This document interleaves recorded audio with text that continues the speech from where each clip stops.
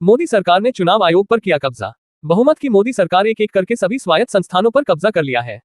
पहले income tax, CBI और ED पर प्रत्यक्ष कब्जा जमाने के बाद अब चुनाव आयोग को भी अपने कब्जे में ले लिया है। जब राहुल गांधी ने विदेश में कहा था, इंडिया में लोकतंत्र की हत्या की जा रही, सभी स्वतंत्र संस्थानों पर सरकार कब्जा कर लोकतंत्र खत्म कर रही है, तब यही बीजेपी उन पर हमलावर होकर कितना भला बुरा कहने लगी थी। लेकिन राहुल गांधी ने जो कहा वही मोदी की बहुमत के दम में डूबी सरकार कर रही है।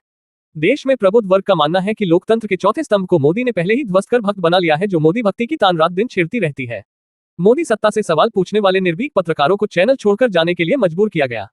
अकेले एनडीटीवी को गौतम अदानी द्वारा खरीदे जाने से जिन 1 दर्जन पत्रकारों का दम घुटने लगा था, सबने एनडीटीवी को अलविदा कह दिया। दूसरे चैनलों से भी वे पत्रकार निकाले गए जो जमीर बेचने को तैयार नहीं थे। ऐसे पत्रकारों पर चीन परस्त, देशद्रोह जैसे आरोप लगाए गए, छापे मारे गए, उनके मोबाइल लैपटॉप उठा ले जाए गए। दमनकारी कदमों का उन सभी पत्रकारों ने सामना किया, लेकिन तानाशाह सरकार के सामने घुटने नहीं टेके।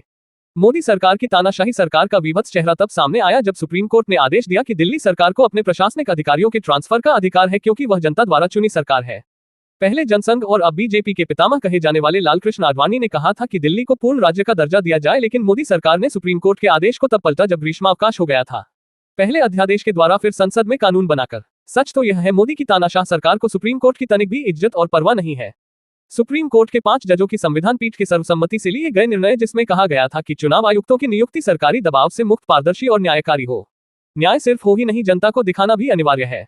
सुप्रीम कोर्ट ने प्रक्रिया में बताया था कि चुनाव आयोग के आयुक्तों की नियुक्ति के लिए 3 लोगों की समिति होगी, जिसमें प्रधानमंत्री, लोकसभा में प्रतिपक्ष नेता और वीकेआई होंगे, जिससे चुनाव आयुक्त सरकारी दबाव में नहीं चुने जाए, क्योंकि यदि सरकारी दबाव में आयुक्त नियुक्त होंगे तो वे सरकार की ओर से पक्षपात करेंगे। जिस आदेश को मोदी सरकार ने नहीं माना और कानून पास कराया कि प्रधानमंत्री, लोकसभा में विपक्ष के नेता और केंद्रीय कानून मंत्री मिलाकर समिति बनेगी जो चुनाव आयुक्तों की नियुक्ति करेंगे। सरकार के 2 व्यक्ति विपक्ष नेता होने से सरकार के 2 लोग मिलकर किसी को भी चुनाव आयुक्त नियुक्त कर देंगे। किया भी वही। नतीजा 5 राज्यों के चुनाव में धांधली और ईवीएम में हेराफेरी के कारण बीजेपी 3 बड़े राज्यों में सत्ता में आ गई, जबकि गोदी मीडिया कांग्रेस को तीनों राज्यों में बहुमत मिला बताया था। जनता का रुख भाजपा विरोधी रहा। इस चुनाव में 347 क्षेत्रों में ईवीएम का खेल हो गया। प्रत्याशी का वोट तक उसे नहीं मिला। कहीं पड़े वोट ज्यादा लेकिन गणना 1500 वोटों की कम हुई। कहीं पड़े मात्र 100 वोट लेकिन निकले 120। तमाम सिटिंग विधायकों को अपने ही ग्राम में 50 से कम वोट मिले।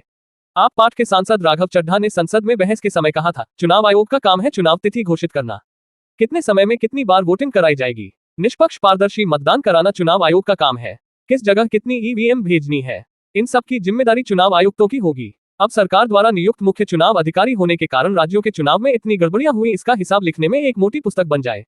राघव चड्ढा ने बताया सदन को कि एक नहीं 6 समिति बनी थी, जिसके अलावा सरकार की कानून समिति ने भी सुझाव दिया था कि कमेटी में सुप्रीम कोर्ट के सीजेआई, प्रधानमंत्री और लोकसभा में विपक्षी नेता आयुक्त चुनेंगे।